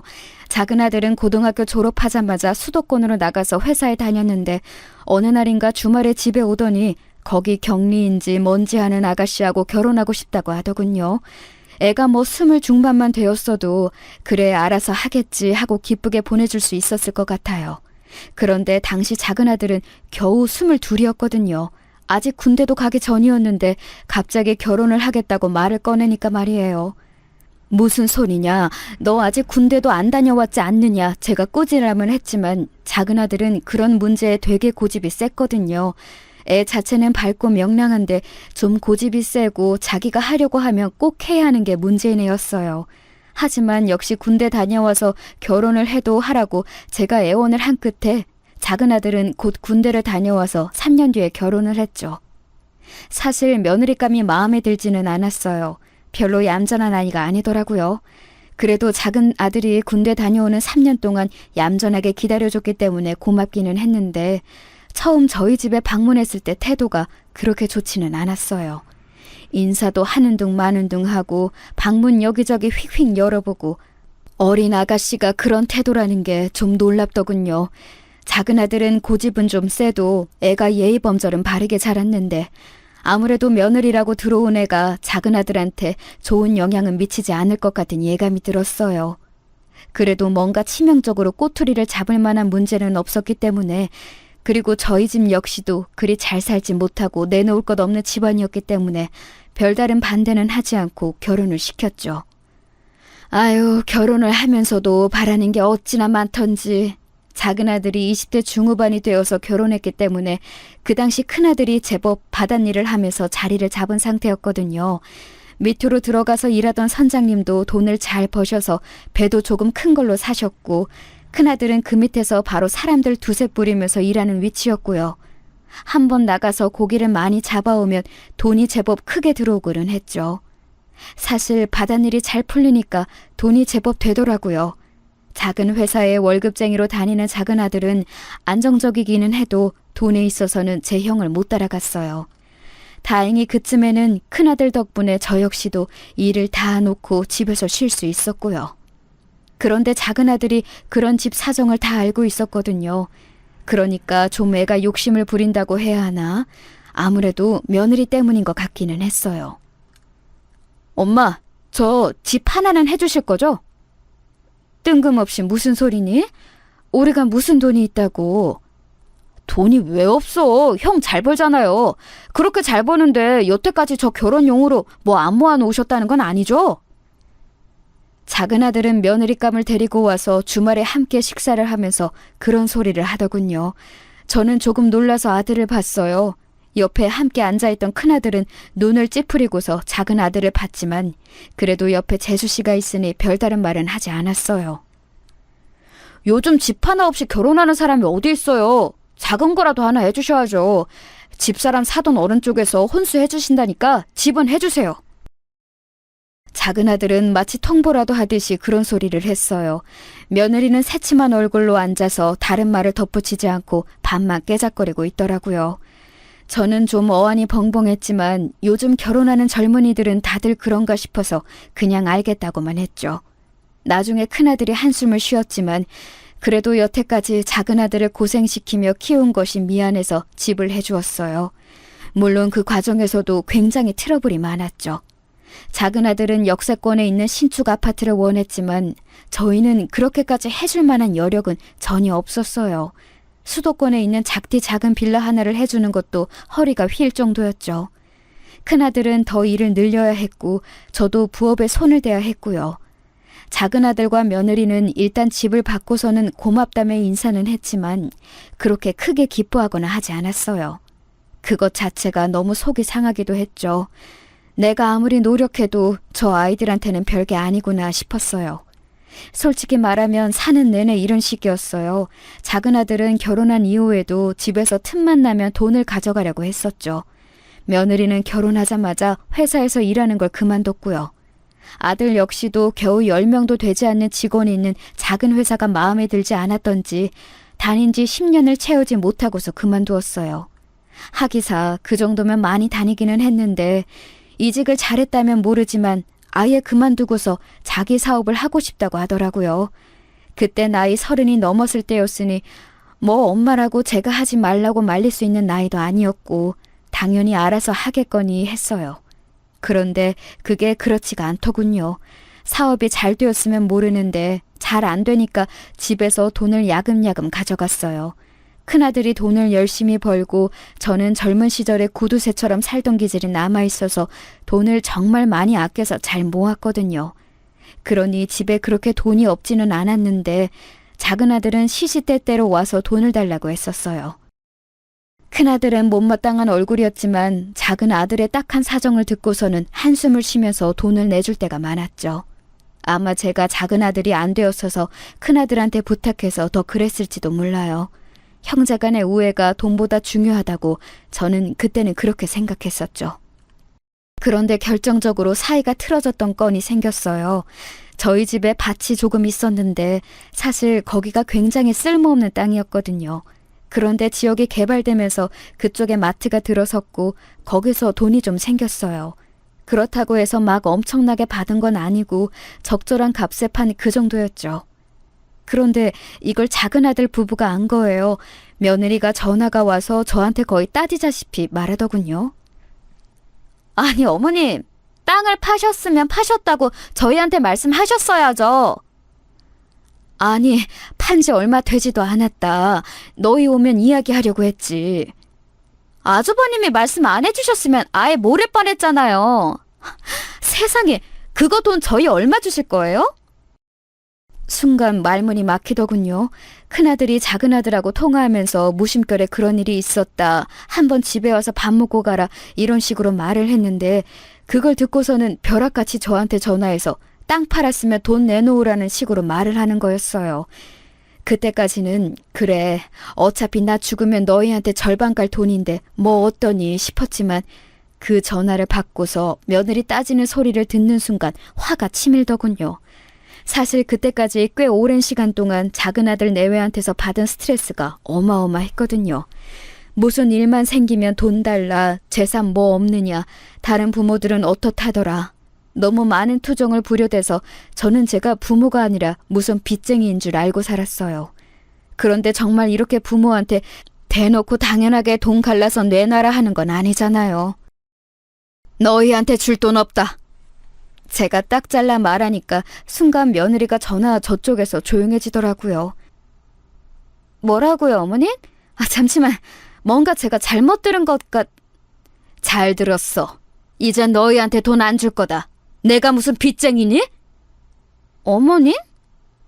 너희가 지금까지 가져간 돈만 해도 아파트 2채는 사고도 남았겠다. 대체 무슨 생각으로 나한테 계속 너희한테 돈을 내달라고 요구하는 거니? 심지어 내 돈도 아니야. 너희 아주버니가 벌어오는 돈인데 대체 정신이 있는 거니 없는 거니? 저는 며느리한테 전화로 마구 쏘아붙였어요. 제가 며느리한테 말을 험하게 한 것은 그때가 처음이라 그런지 며느리는 당황해서 제대로 대답을 못하더군요. 그동안 저희 집에서 가져간 돈을 하나씩 꼽아보면서 대체 무슨 빚쟁이냐고 소리를 지르고 전화를 끊어버렸죠. 화가 나서 씩씩거리고 있는데 그때 집에서 쉬고 있던 큰아들이 제 전화 소리를 듣고 방에 와서 무슨 일이냐고 궁금해하며 묻더군요. 그래서 저는 큰아들을 붙들고 조금 속 이야기를 했어요. 저는 나름대로 작은아들도 너무 예뻐하면서 키웠고 애도 나쁘지 않게 자라났다고 생각했는데 결혼하고서 대체 왜 저렇게 되었는지 알 수가 없었거든요. 큰아들은 복잡한 얼굴을 하고서 저를 위로하고 있었죠. 사실 저도 정말 한계였는데 그동안 엄마 봐서 걔한테 돈 주고 있었던 거였거든요. 엄마 모르게 뒤로도 저한테 더 달라고 한 적도 있었어요. 뭐? 정말 미쳤구나. 그걸 또 더 줬어? 예, 뭐 사후 위험하다고 어쩌고 하는데 뭐 별수가 있나요. 하지만 이제는 주지 않으려고요. 그래, 나도 이제 한계다. 어쩌면 저렇게 뻔뻔할 수가 있니? 작은아들은 그날 저녁 전화가 와서 대체 왜 그러냐고 평소와 뭐가 다르냐고 한참이나 투덜대더군요. 사실 걔 입장에서야 황당할 수 있죠. 평소처럼 자기 쪼들린다고 내놓으라고 한 것뿐인데 갑자기 엄마와 형이 돌아서서 화를 내고 있으니까요. 그동안 쌓인 게 얼마큼인지를 아예 모르는 눈치더라고요. 하지만 저희는 계속 차갑게 대했고 그 이후로 그래도 저한테 사근사근하게 대하던 며느리의 태도도 완전히 달라졌어요. 작은아들 역시 마찬가지였죠. 처음에는 그래도 저하고 대화를 해서 마음을 돌려보려고 하는 게 느껴졌지만 그거 자체가 좀 소름이 돋더라고요. 한번 마음이 돌아서니까 아예 이제 돈 관련된 이야기를 꺼내면 네가 그러면 그렇지 하는 마음으로 보게 되었어요. 그렇게 완전히 서로 마음이 돌아선 채로 살았어요. 뭐 이렇게 간단하게 이야기를 줄이는 거지만 진짜 많은 일들이 있었거든요. 내가 정말 부모가 맞나 싶을 정도로 작은 아들 부부 태도가 달라지더군요. 아예 재산을 나눠줄 생각이 없어 보이니까 작은 아들은 고향에 내려오지도 않았고 며느리도 저를 안 볼 기세로 모른 척했죠. 가끔 전화통화나 하는 게 전부였어요. 그나마 전화통화 자체도 기분 좋게 끝나는 경우가 거의 없었고요. 그런데 이제 작은아들 부부한테서 손자 둘을 봤거든요. 다른 건 몰라도 손자들은 보고 싶잖아요. 그것 때문에 세월이 지나면서 제가 가끔 약해졌죠. 큰아들은 여전히 강경하게 작은아들 가족하고 담을 쌓고 살았지만 간혹 제가 정말 너무 견딜 수가 없이 손자들을 보고 싶을 때가 있었어요. 큰아들은 결혼을 하지 않고 혼자 살았기 때문에 저한테 더 신경 쓰고 다정하게 대해줄 수 있었지만 손자에 대한 그리움은 늘 있었죠. 큰 손자가 20살이 되어서 대학에 들어갔다는 소식을 듣고서는 제가 용돈과 대학 1년 등록금 명목으로 좀 큰 돈을 송금하기도 했어요. 돈을 받고 나니까 갑자기 작은 아들한테 아주 상냥한 목소리로 전화가 와서 돈 잘 받았다면서 손자를 바꿔주더군요. 손자는 아직 갓 20이라 그런지 순진한 목소리로 할머니 보고 싶다고 등록금하고 용돈 감사하다고 인사를 했어요. 제 아비 어미와는 다르게 예의 바르고 참 좋은 애였죠. 제 큰아버지를 닮았나 싶게 외모도 그렇고 성격도 그렇고 참 바른 애였어요. 그래서 그때부터 고민이 시작되었죠. 작은 아들 내외하고 좀 멀어져 있으면서 그래도 그 애들도 제 자식인데 싶은 마음이 들었고 무엇보다 손자 둘이 제일 마음에 걸렸어요. 얼핏 들으니 애들 등록금을 학자금 대출로 막아야 한다고 며느리가 투덜거리더라고요. 학자금 대출을 알아보니까 나중에 손자들이 취업해서 갚아야 하는 빚이라고 해서 속이 좀 상했어요. 사회 나가면서 이미 빚을 지고 나간다는 게 좀 어려운 일인가요? 정말 고민이 깊어지더라고요. 그런데 그렇게 제가 고민을 깊게 하던 무렵 큰일이 터졌어요. 큰아들은 그 당시 이미 작은 배를 하나 사서 꿈이었던 선주가 되어 일하고 있었는데요. 수완이 좋아서 돈을 상당히 잘 벌고 있었어요. 그간 번 돈을 제가 차곡차곡 모아놨기 때문에 겉으로는 검소하게 살았지만 저희 실제 재산은 상당히 많아진 상태였죠. 작은 아들 내외한테 주지도 않아서 세워나갈 돈도 없었고요. 큰아들은 제가 더 나이 먹고 나서 도시에 나가 좋은 집으로 가서 살아야 한다면서 더 바싹 벌어서 모아야 한다고 말하고는 했어요. 저는 그냥 고향에서 쭉 사는 게 낫다. 나이 먹어 나가봐야 뭐 하겠냐고 했지만 큰아들은 달랐어요. 몸 아프면 큰 병원에 가야 하는데 그러면 도시의 좋은 집에서 살면서 병원 근처로 가야 한다고요. 맞는 말이긴 했지만 저는 큰아들이 그렇게 무리해서 일을 하는 것이 불안하기도 했었죠. 날씨가 안 좋은 날은 일을 쉬어야 했어요. 그게 당연한 일이었는데 어느 날은 큰아들이 괜찮을 거라면서 굳이 나서더군요. 물론 새벽에는 하늘이 맑았는데 아들이 나가고 나서 시간이 흐르면서 점점 더 날이 어두워졌어요. 바람이 세게 불고 바다가 뒤집어지는 듯한 날씨의 하루였죠. 그 이후 며칠 동안 큰아들은 돌아오지 못했어요. 저는 울며 불며 작은아들 내외한테 전화를 했고 곧 작은아들과 며느리가 허겁지겁 고향으로 내려왔죠. 제 평생을 지탱해준 큰아들인데 제 아버지와 똑같이 바다에 나갔다가 돌아오지 못한다고 생각하니 정신이 나가버릴 것 같았어요. 왜 하필이면 어부를 선택해서 또 저 매정한 바다에 나가 돌아오지 못하나 원망스러웠죠. 작은아들은 저를 다독이면서 사방팔방 알아볼 수 있는 곳을 찾아봤지만 뭐 바다에서 실종되는 어부가 드문 것도 아니고 다들 난색을 표할 뿐이었어요. 왜 그렇게 숙련된 사람이 그 날씨에 나갔느냐, 안타깝다, 그 정도의 말밖에 듣지 못했었죠. 작은아들은 제 형이 그렇게 실종되었다는 사실에 충격을 받았는지 제 손을 잡고 하룻밤 눈물을 지으면서 함께 앉아있기도 했어요. 저는 정말 세상이 무너진 것처럼 울지도 못한 채로 방에 가만히 앉아있기만 했죠. 그리고 큰아들이 실종되었다는 사실을 애써 되새기고 있는 저한테 며칠 뒤 며느리가 들어와서 할 말이 있다고 했어요. 무슨 말이니? 버석하게 메마른 얼굴로 묻는데 며느리는 잠시 죄책감이 드는 듯한 표정을 짓더니 이내 원래의 그 새침한 얼굴로 돌아가더군요. 그때부터 이미 조금 안 좋은 예감이 들기 시작했어요. 다른 게 아니라 이제 이 집 비워야 하지 않을까 싶어서요. 이 집을? 왜? 이렇게 큰데 어머님 혼자 계실 필요가 없잖아요. 저희랑 같이 올라가서 저희 집에서 사시는 게 어때요? 싫다. 내가 왜 고향을 떠나니? 하지만 이 집 새놓을 수도 있는데 공과금이랑 세금이랑 어머님이 감당하시기엔 큰 돈이잖아요. 저희는 그거 못 내드려요. 며느리가 딱 잘라 말했어요. 저는 말문이 막히더군요. 사실 지금 사는 집이 중간에 한번 이사를 해서 제법 크고 좋은 단독주택이었어요. 마당도 넓고요. 큰아들이 워낙 부지런했기 때문에 바닷일을 하면서도 마당을 너무너무 잘 가꿔 놓았고 그 덕분에 예쁜 조경을 감상할 수 있었죠. 그런데 제법 크기가 컸기 때문에 세금도 상당히 나가고 정원에 들어가는 물값이나 집안 전체에 들어가는 돈이 상당히 크다고 알고 있었어요.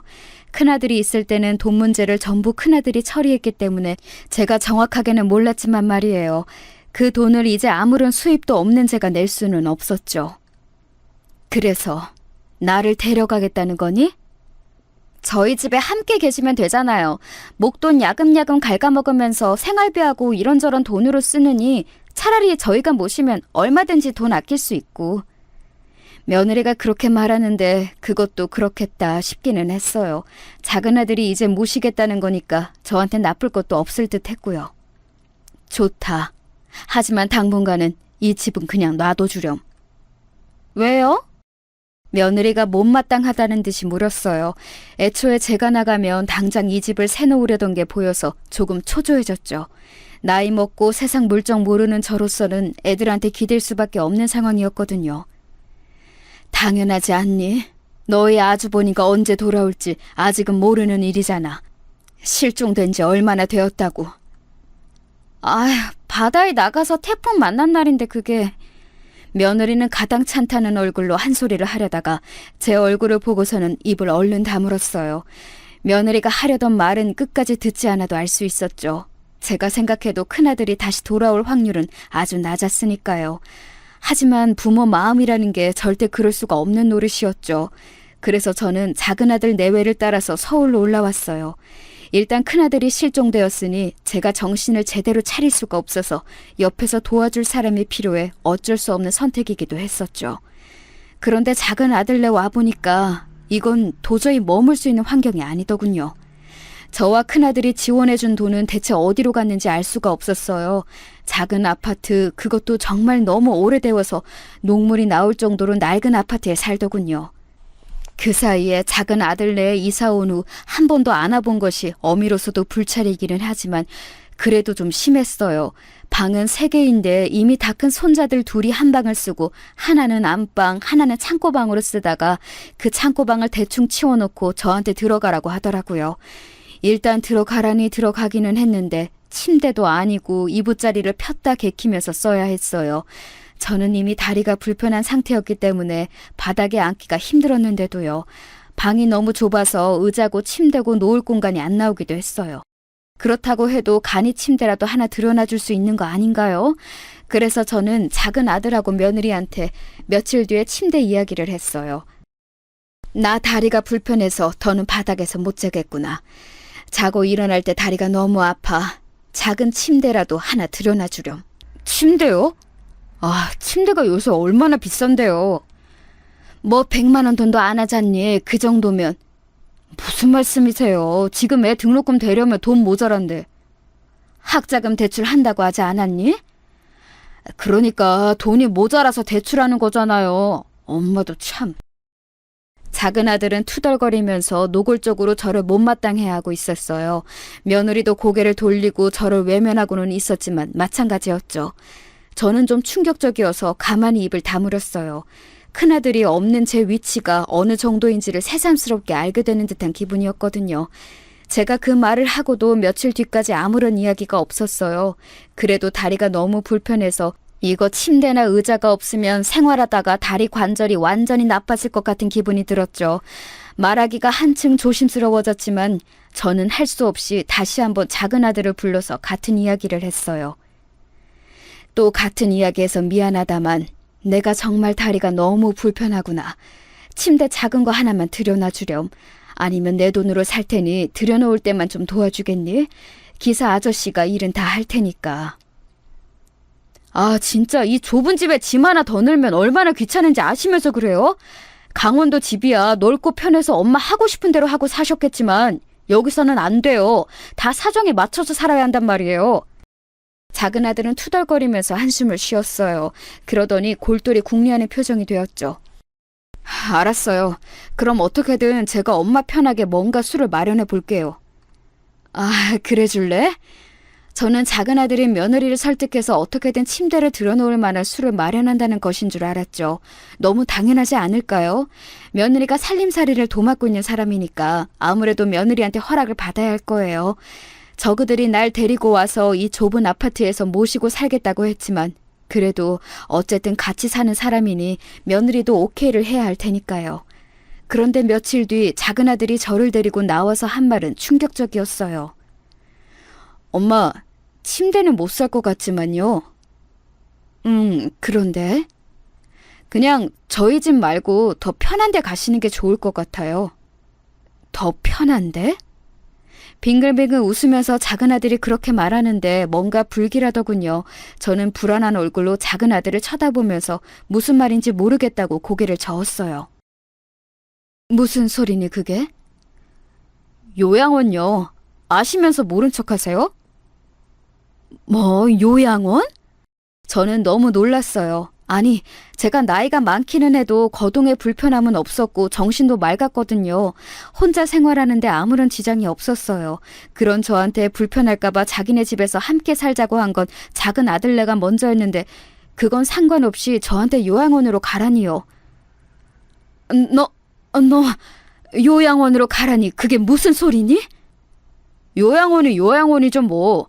거기 가시면 침대도 있고 시중 들어주는 사람들도 있으니 편할 거예요. 그게 무슨 소리야. 거기는 죽을 날 받아놓고 거동 못하는 노인네들이 가는 곳이다. 난 멀쩡해. 절대 안 간다. 제가 펄쩍 뛰자 작은 아들은 입을 대빨 내밀고서 불평불만을 늘어놓기 시작했어요. 아니 거기가 뭐 어때서 그러세요? 사실 어르신들이 가는 곳 맞고 그래서 더 편할 텐데요. 난 거동 혼자 살 수 있다니까. 이럴 거면 그냥 나 시골집에 데려다다오. 나 혼자 얼마든지 산다. 형 없이 엄마 혼자 어떻게 살아요? 엄마도 뭐 이제 살 날 얼마 안 남은 거 맞지 뭘. 요양원 들어가서 여생 보내시면 조용하고 좋잖아요. 뭐? 너 그게 엄마한테 할 소리냐? 대놓고 살 날 얼마 안 남은 사람 취급을 하는데 어이가 없고 기가 막히더군요. 작은 아들이 속을 썩이기는 했지만 그래도 정말 온 성을 다해 길렀고 성인이 된 이후에도 제 사정에는 나름대로 애를 써가면서 뒷바라지를 해주려고 노력했어요. 그런데 이제 와서 형이 없다고 저를 이런 식으로 취급하다뇨. 너 엄마를 요양원으로 보내고 뭘 어쩌려고 그러는 거니 대체? 아니 엄마 뭘 어쩐다고 그래. 어차피 내가 엄마 아들인데 뭘 하겠어요. 내가 그걸 모르겠어서 그런다. 대체 무슨 생각이야? 제가 화를 내자 작은 아들은 일단 자리를 모면하자는 생각인 듯이 말을 이리저리 돌렸어요. 나는 이제 너 못 믿겠다. 대체 뭘 하려는 거니? 생각이 있는 거야? 아이고 정말 너무 과하게 걱정하시네. 작은 아들은 제가 계속 추궁하자 결국 화를 내면서 말을 했죠. 엄마, 아들 이제 나 하나 남았어요. 나도 좀 편하게 살자. 그동안 형하고 엄마만 둘이 편하게 살았잖아. 나하고 애들 엄마 고생하는 거 그렇게 외면하고 살았으면서 미안하지도 않아요? 엄마는 항상 그런 식이지. 옛날에도 형한테만 밥 많이 주고 형만 칭찬하고 형한테만 용돈 주고. 순간 말문이 막히더군요. 제가 치매가 걸려서 옛날 일을 완전히 잊은 게 아니라면 절대 그런 일은 없었어요.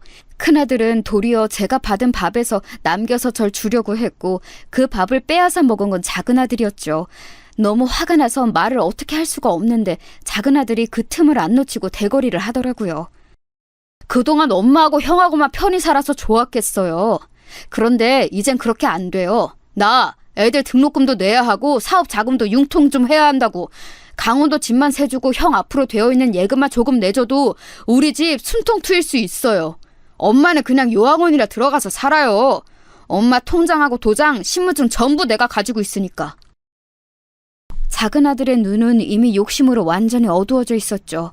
가만히 보니 이미 저를 데리고 올 때부터 며느리와 이야기가 되어 있었던 모양이었어요. 그러니까 며느리하고 이리저리 말을 해본 다음 일단 자네 집으로 데리고 와서 있게 하다가 요양원으로 보내버릴 셈이었던 거였죠. 그 속셈도 모른 채 저는 쫄래쫄래 따라와 버린 거였고요.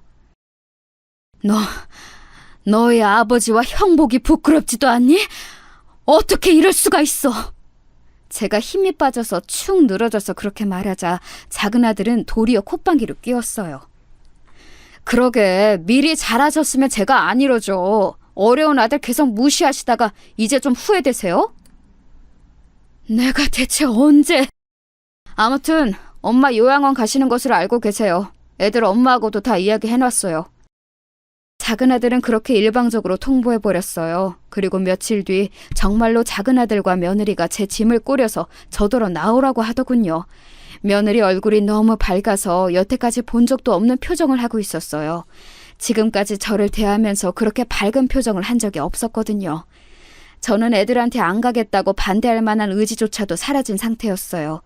큰아들은 실종되고 저 혼자 남은 상태에서 둘째 아들은 대놓고 저한테 요양원으로 가라, 그리고 재산 내놔라 하고 말하는 상태였으니 말이에요. 그래도 저는 제 아들이 설마 이렇게까지 저를 막대하리라고는 상상도 하지 못했었어요. 얼른 나가세요, 어머님. 며느리가 저의 등을 밀면서 재촉하더군요. 기어코 요양원으로 쫓아내고 재산만 가져가겠다는 태도라서 저는 너무 서러웠어요. 너희들 정말 이러면 안 되는 거다. 나중에 벌 받아. 제가 기어코 토해놨던 말에도 며느리는 새침한 얼굴로 돌아볼 뿐이었죠. 그렇게 말씀하지 마세요, 어머님. 자식들 벌 받는다고 저주하시는 분이 어떻게 어머님이세요? 저희한테 그동안 그렇게 서운하게 하셨으면 이 정도는 생각하셨어야죠. 내가 뭘 그리 서운하게 했니, 너희들한테? 너희 집에 간 돈만 해도 억대가 넘어. 아파트 2채는 샀겠다. 아파트 2채라뇨. 한 채도 안 돼요. 돈은 잔뜩 버시면서 힘든 작은 아들한테 그 정도 주셔놓고 지금 유세하시는 건가요? 며느리가 표독스럽게 저를 노려보더군요. 너무 어처구니가 없었어요. 며느리와 작은 아들은 정말로 저한테 너무너무 서운하고 제가 못할 짓을 해왔다고 생각하는 모양이었어요. 아니, 그러면 사업 실패니 생활고니 하면서 계속해서 돈을 빼가려고 호시탐탐 노리는 작은 아들한테는 돈을 물쓰듯이 썼어야 했을까요? 심지어 그 돈은 제 것도 아니었어요. 저희 큰아들이 번 것이었죠. 저는 그 자리에 주저앉아서 이판사판으로 애들한테 삿대질까지 했어요. 나 못 간다. 날 요양원으로 보낼 거서 너희들이 너희 형하고 내 재산으로 무슨 짓을 할지 알고? 왜 이러세요? 앞집에서 듣겠어요.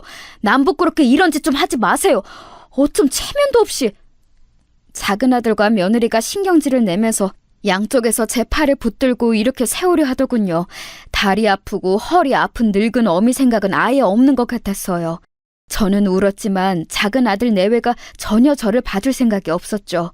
애들한테 이끌려서 주차장에 내려가서 멍하니 서 있는데 차 문도 안 열어주고 기다리라고 하더군요. 짐 가져올 테니까 좀 기다리세요. 아예 다 빼야 하니까 좀 많아요. 제가 고향집에서 작은 아들네로 올 때 가져온 짐이 그래도 큰 가방으로 1,000여 개는 되었어요. 애들이 오랫동안 같이 살자고 꼬드기는 바람에 그렇게 주선주선 바리바리 싸들고 온 거였죠. 그걸 다 가져오겠다고 하는 애들을 보다가 저는 휴대폰을 열었어요. 그리고 익숙한 번호로 전화를 한 통 넣었죠. 곧 저를 데리러 올 사람한테요. 뭘 하느라 꾸물거리는지 한참이나 지나서야 작은 아들 내외가 아파트에서 내려왔죠. 엄마, 이제 차 타세요. 빨리 가야 하니까. 그렇게 급한 거니? 당연하죠. 엄마 모셔다 드리고 이제 저희 뭐 이것저것 볼 일도 있고요. 저희 놀면서 살지 않아요. 엄마 시중만 들어드릴 수가 없어요. 어머님, 요양원 가시면 옆에서 다 해주는 분들 계시니까 편할 거예요. 제가 고분고분해지자 그 사이에 기분이 좋아진 듯한 며느리가 사근사근하게 말을 하더군요. 개뿔, 말도 안 되는 소리, 속으로 욕을 퍼부었지만 저는 더 이상 이 애들한테 감정 소모조차 하기 싫어서 그냥 입을 다물었어요. 그리고 이제나 저제나 기다리는 사람이 언제 오나 고개를 빼고 주차장 입구 쪽을 바라보았죠. 작은 아들이 차에 타라고 하는데 저는 버티고 서서 아들과 며느리를 노려보았어요. 아니, 또 왜 그러시는데요? 답답하다는 듯 작은 아들이 그렇게 말하는데 저는 입을 꾹 다물었어요. 그때 주차장 입구 쪽으로 차 한 대가 들어왔죠. 그리고 저는 얼른 그 차 쪽으로 뛰어갔어요. 엄마, 뭐 하세요? 제가 차 앞으로 뛰어들까 겁이 더럭 났던지 작은 아들이 급하게 제 쪽으로 와서 저를 잡으려고 들었죠. 하지만 저는 작은 아들한테 잡히는 것도 싫어서 차 뒤쪽으로 돌아서 도망갔어요. 다른 주민들이 보면 치매 노인이라고 해요. 남 부끄럽게. 작은 아들이 소리를 지르면서 저를 잡으려고 했지만 그 사이에 운전석에서 남자 한 명이 내려서 막아섰죠. 그리고 그 남자 얼굴을 확인한 작은 아들 표정이 볼만하더군요. 형? 그래, 나다. 큰아들은 화가 잔뜩 난 얼굴로 표정을 굳히고 작은 아들을 내려다보았어요. 원래도 큰아들이 키가 크고 오랫동안 바다 일을 해서 체격도 비교가 안 될 정도로 크고 건장했죠. 작은 아들은 계속 운동도 하지 않고 사무직 일만 해서 체격이 상당히 왜소했어요. 애초에 장남한테는 작은 아들이 고분고분한 것도 있었고요. 그때 뒤를 따라왔던 며느리도 기겁해서 입을 가렸어요. 어머, 아주버님? 그래요, 재수씨. 오랜만입니다. 큰아들은 불쾌한 얼굴로 저를 뒤로 숨기고서 작은 아들 내외를 훑어보았어요. 작은 아들은 제대로 말이 나오지 않는지 한참이나 더듬거리다가 말을 꺼냈죠. 형, 어떻게, 아니, 바다에서... 그래, 실종되었었지. 근데 넌 그 사이에 엄마 잘 안 모시고 지금 뭐 하는 거냐? 아니야, 잘 모셨어. 지금은 그냥 모시고 나들이 가려고 했던 거야. 작은 아들은 황급하게 며느리한테 눈짓했고 며느리 역시도 당황해서 말했어요. 맞아요. 지금 어머님이 답답하다고 하셔서 모시고 나가려고 했거든요. 그렇죠, 어머님? 며느리는 제발 부탁한다는 듯한 어조로 저한테 물었어요. 하지만 저는 이제 거기에 대고 맞춰줄 생각 같은 건 없었죠. 모시고 나가려고 한 거 맞지? 요양원으로 말이다. 저는 큰아들 뒤에 서서 작은 아들과 며느리를 노려봤어요. 실시간으로 둘의 얼굴이 창백해지고 있더군요. 큰아들의 얼굴은 험상 굳어졌고 원래도 체격이 좋고 조금 위압적인 큰아들이 한 걸음 다가서니까 왜소한 작은 아들이 주춤거리면서 물러날 수밖에 없었어요. 이전이었다면 작은 아들이 안쓰러워서 막아줬겠지만 이제는 그럴 마음이 조금도 들지 않았죠. 제가 왜 그래야 할까요? 기회가 생기자마자 저를 요양원에 보내려고 했던 자식인데. 애초에 바다에 나갔던 다음날 돌아왔는데 너하고 재수씨가 어떻게 나오나 보려고 내가 안 나타나고 있었다. 그랬더니 결국 이 꼴이구나. 이미 엄마한테 전화로 이야기 다 들었다. 형, 그런 게 아니라 너 엄마 신분증하고 도장 다 빼앗아 가지고서 협박했다며? 큰아들이 으르렁거리면서 말하자 작은 아들과 며느리가 할 말을 찾지 못하고 입만 뻐끔대다가 고개를 숙였죠. 나 나중에 죽으면 너희한테 유산을 얼마나 줘야 하나 고민 중이었다. 이제 결론이 났구나. 너희한테는 한 푼도 못 주겠다. 저는 작은 아들 내외를 노려보았어요. 뭔가 말을 하려고 했지만 앞에 큰아들이 있으니 제멋대로 뻗대지도 못하더군요. 게다가 자기네들이 한 짓이 너무 만천하에 까발려졌으니까요. 결국 큰아들이 요구해서 그 자리에서 제 신분증과 통장, 도장을 다시 돌려받았어요. 큰아들은 딱 버티고 작은 아들네 차 앞에 서서 꼼짝도 못하게 하겠다고 만약 필요하다면 이 아파트 주차장 입구 차로 막아버리고 니네 집 호수 대겠다고 노모를 요양원에 보내고 재산 갈취하려 한 거 동네방네 떠들겠다고 하면서 협박을 했죠. 큰아들은 정말 착한 애였지만 한다면 하는 성격이었기 때문에 작은 아들은 벌벌 떨면서 제 신분증과 도장을 내놓을 수밖에 없었어요. 작은 아들은 못된 심보에 비해서 간이 정말로 작았거든요. 이 아파트에서 대놓고 노모를 버리려고 했다는 소문이 들리면 꽤나 얼굴 두고 다니기 민망해질 테니까요. 큰아들은 한치의 양보도 없이 작은 아들을 몰아붙였는데 그걸 보는 제가 어찌나 속이 시원하던지 제 짐까지 전부 다 큰아들 차로 옮기고서 저는 큰아들 차에 탄 채로 한숨을 쉬었어요. 작은 아들과 며느리 얼굴 두 번 볼 것도 없이 큰아들이 곧장 출발했죠. 큰아들은 얼굴이 딱딱하게 굳은 채로 한참이나 말이 없었고 저 역시도 말을 할 기분이 아니었죠. 고생하셨어요, 엄마. 시간이 한참 지난 뒤에 큰아들이 그렇게 말하는데 눈물이 팍 터지더라고요. 예, 사실 큰아들이 바다에 나갔다가 위험한 상황을 만나기는 했었지만 그 다음날 잘 돌아왔어요. 저한테도 연락을 해주어서 사실 마음을 놓고 있었죠. 큰아들이 무사히 돌아왔다는 사실을 알고는 있었는데 이왕 이렇게 된 거 한번 둘째네가 어떤 생각을 품고 있나 좀 보자 하면서 큰아들과 말을 맞췄었어요. 그래도 손자들이 장성했고 그간 왕래가 드물었으니 좀 정신을 차렸을까 기대도 하면서 말이에요. 세월이 지나면 철이 없던 사람도 철이 들게 마련이잖아요. 하지만 결과적으로는 전혀 변함이 없고 도리어 악화만 된 상태였던 거죠. 됐다. 원래도 없는 셈 쳤으니 이제 완전히 없어졌다고 생각하련다. 저는 눈물을 닦으면서 고개를 절레절레 흔들었어요. 작은 아들도 내 배 아파 낳은 자식이니 어찌 안 아깝겠냐면서도 그래도 저한테는 장남이 있었으니까요. 원래도 괘씸하다 생각하고 있었으니 이제와 달라질 것도 없었어요. 그저 아까운 것은 손자들 뿐이었죠. 손자들은 애들이 정말 착하고 저를 좋아해줬거든요. 제가 조금 도와주면 학자금 정도는 걱정 없을 수 있겠죠. 하지만 그 애들의 복이 거기까지겠거니 생각하면서 잊어야만 했어요. 어차피 손자들의 부모는 제가 아니고 작은 아들 내외였으니까요. 그 이후에 저는 다시 강원도로 돌아와서 고향집에서 큰아들과 함께 살아가고 있답니다. 사실 작은 아들은 아예 버렸다 생각하고 있으니 큰아들한테 며느리가 늦게라도 들어오기를 기대하며 살고 있어요. 하지만 장남은 결혼 생각이 별로 없고 저한테만 지긋정성이네요. 엄마 된 입장으로서는 정말 고마운 자식이면서도 큰아들의 인생이 좀 쓸쓸하지 않을까 참 걱정입니다. 하나 있는 동생이라는 놈도 그런 식으로 떨궈 내버렸으니 말이에요. 제가 작은 아들을 제 인생에서 내쫓은 것은 이런 사정이었습니다. 이제 가능한 작은 아들한테 상속을 안 할 수 있는 방법을 찾고 있어요. 유류분도 받아가지 못하게 하고 싶네요. 어떻게든 생전에 먼저 증여하든지 기탁을 하든지 해서라도 작은 아들 놈이 아무것도 받지 못하게 하려고 해요. 작은 놈이 사람답게만 굴었어도 이 짓은 안 했을 거라 생각되어서 서럽네요. 그래도 자식 농사 하나는 성공했으니 제 인생 절반은 성공이라 생각하고 살렵니다. 제 이야기는 여기까지입니다.